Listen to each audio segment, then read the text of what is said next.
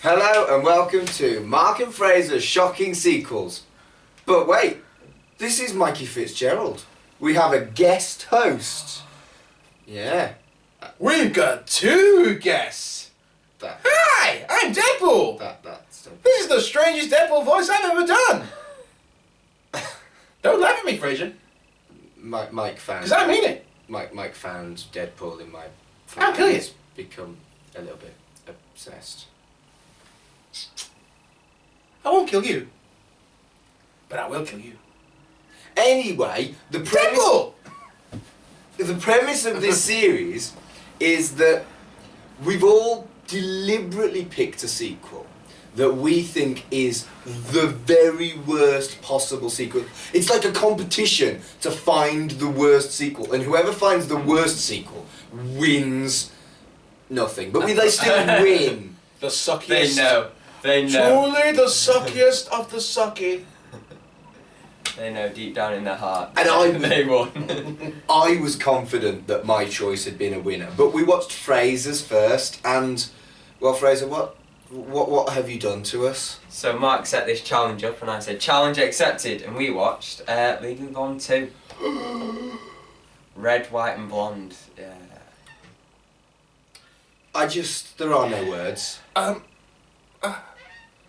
you know when you cry so much out of just pure desperation and rage that you become a dried up sponge of husk where there's nothing left? You've got nothing left to give. I reached that point about 15 minutes into this particular film, and it was all downhill from there. And I'm sure it's got its fans, who I'm sure will be very pissed off. Many fans. Surely there's not a single person out there that likes There will this be some nutters out there who There'll be a fan love for 'em. Legally Blonde There'll be a 2. fan for You it, know. like filled with it, like, oh, when's Legally Blonde 4 coming out? Yeah, like Legally Blonde 1, I can, Fair enough. I've seen Yeah. bits It of was that. kind of okay. It didn't offend me. It wasn't good, but it was No, all it wasn't right. bad. You can understand how it'd have a cult following. Yeah. Like this one, though, I don't know who its target audience was. No, Reese Witherspoon's still in it, but Yeah. she's not there. The last film she did before she sacked her agent. Yeah. Yeah, I mean, obviously it's a relatively high-profile sequel because it's got the original star in it, but it was. Which is a rarity. Yeah, in it was these dog terrible shit. ones we It found, was yeah. dog shit. Oh, I've got notes in front of me here, and the only good thing I've got in the whole book is doggy outfits were cute. And I'm sorry, that isn't enough to salvage a film. There was, pretty much so many stereotypes Oh, were ticked off here. There's her love interest who was so wooden, I think he may have been made out of MDF. Oh. There was the sassy African American chick who's Ruth Witherspoon's Street smart. Street smart. She's her nemesis. They even used the word street smart, didn't they? She did. Kill me. She actually said the sledgehammer of plot. She says, "I've got street smarts. I'm gonna do things the Washington way." Just utter, yeah. There was one good shot that you pointed out where Ruth Witherspoon's going to Oh yeah, and she's setting like Parliament for the first time. Yeah. And everyone's in different, black suits, and she's wearing bright pink, and she's walking through them all. Splitting right through them all. Yeah, and the camera pans out. That's the one good thing the director learned at university, and he put it to use in that particular scene. Yeah, it's a nice little That was message. good. It's a nice little message that the first film kind of gave off. It's like, yeah, women can also do well in a male-dominated business, and just because she's blonde doesn't mean she's stupid. But this film was stupid. This film was. This had none of the good traits of the original. I don't know what they were going for with it, really. The main character was fundamentally unlikable. I found her piss irritating. Despite the fact she's not an awful person at all. No, No, but she's no. the kind of person She- you just want to fucking throttle. Yeah, I mean, she's very well-meaning, and she's not Maybe it's just being cynics, but yeah, you just look at it. Yeah. Shut the. Oh no. I mean, just. every stranger to her is a friend she's not met. Yeah.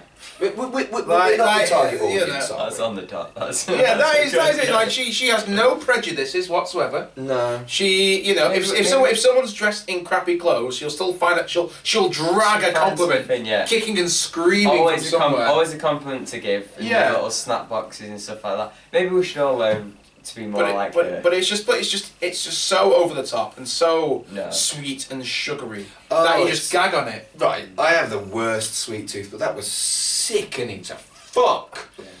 Sickening to fuck. It just made me want to puke. I lasted maybe 10 minutes before I wanted to just scream and masturbate with sandpaper in favour of that. It was just the absolute worst. I just don't think even My Beautiful Choice can beat it as the worst film. I just don't think it can. It was so saccharine and so... It was the plot was ludicrous as well. The first one was kind of clever and had some kind of cleverness to the character and the way she was a successful lawyer. This was just like, oh, we love the animals. Like doggies.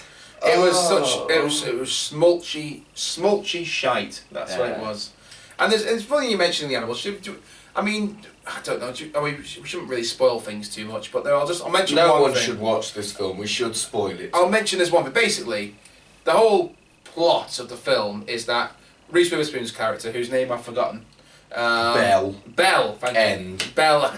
Is that actually her name? No, it's L. L. No, that's right. It's not Elle Woods, isn't it? Elle Woods. Elle Woods. Belle N. The white relative of Tiger. So she hasn't got as good a goal swing. But no, she's rampaging against animal testing because the mother of her dog is being tested on. Yeah. That's the plot. So it's alright to start. She needs the mother of the dog to be there for her wedding. Yes. It's like, because she's marrying Cardboard Man. She needs worst to have, superhero ever. Yeah, and she needs to have the dog there. He was bit by radioactive cardboard.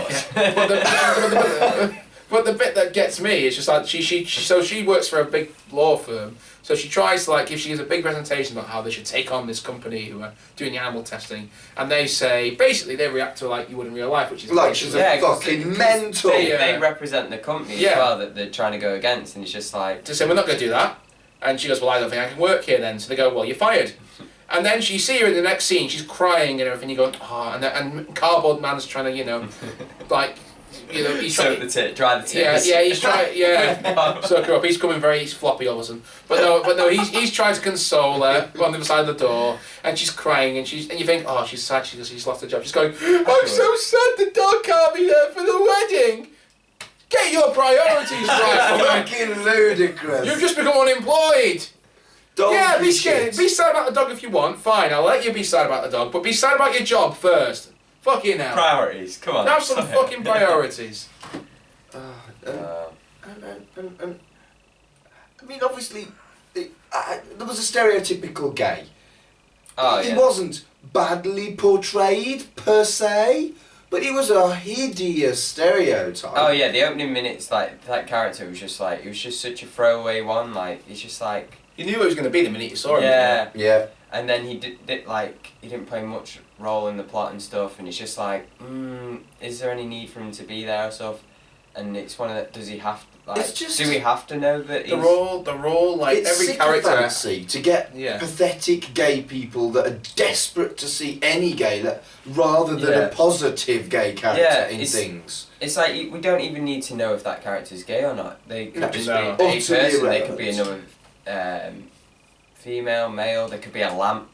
Yeah, it's hardly, it's hardly Kung Jin, is it? Like, making in the new MKX game, like, one throwaway line, like, where one of the female, when Tanya says, oh, you're a cute guy, and he goes, you're barking up the wrong tree, sister, and then they fight. Like, that's like, and, he's a positive gay role. Whereas opposed to this character who... it's just that, like, gay best friend thing that they always throw in films. It's just like, it's just this worse... They've made a whole film based on it. Which is just ridiculous. Was that the one where Matthew Perry pretends to be gay? Possibly. I think With- I've only seen it scrolling through Netflix. With Nevi Campbell. I know that's not how you pronounce her first name. Maybe. What's she called? Yeah. Neve Campbell. Is it Neve Campbell, is it? Yeah. Yeah, from Scream. The bird from Scream. The bird. Bird from The Scream. bird from Scream, But yeah, the bird from Scream. But we're getting off topic here anyway. We are. Should we go back to the notes? What have you got? What have you got? We've run out of notes other than it was shit. So Although is something I will strongly remember from this film, and it is gay dogs. which gay I thought- dogs. Yeah. There was a gay dog. Which is when we get to another stereotype, we get the stuffy, conservative, pro-gun nut Yeah. Alabama senator. Who is proud of his gay dog. Yeah, Alabama senator, who doesn't just put the dog down straight away the minute he finds out it's gay, which is probably what he would do. Instead he goes, I love my gay dog! My gay dog! And of all the ridiculous things in that film, I think that might actually be the That most was the okay. Yeah, that was unrealistic. that was Yeah. the one that was like, yeah, we can believe that. It's like- above everything else. I know Americans have this sort of idealised view of their country, and let's face it, there are probably worse places to live than America. Yeah. But at the same time, they go completely over the top of it, don't they? Like, and it's just like it's just the American dream at work, and it's just like everyone's so happy, and like suddenly all of America gets behind this Yeah. Reese Witherspoon Go on. and You go, girl. and her anti-animal cruelty Hugo crusade, Coco. and they go, yeah, let's do it. She's like, the people will care, and the people care, and it's like America, and everyone. There's American flags everywhere. Have you noticed how many American flags are in this bloody movie? And it's just like, Let's follow the blonde white woman because that always goes. yes, well. yeah. I don't want to live. And there's the scene where she's at the statue of Abraham Lincoln, Oh, and she's yeah. comparing the trouble she's going to the abolition of slavery. Just right, we're done. This doesn't deserve any more talking. We're gonna watch Mike's Choice next, and Mike has brought a film along that I didn't even know existed. Nor did I until I researched it. I kind of knew it existed. I've not seen it. I just knew it was a thing. Give you a clue. It's a sequel to one that contained this song. Win in the end. Oh, I'm gonna win in the end. It's Teen Wolf 2. Oh, But I didn't know that already. But your song was beautiful. yeah, it's Mark Saffron. It's a fantastic song. It's on my iPod.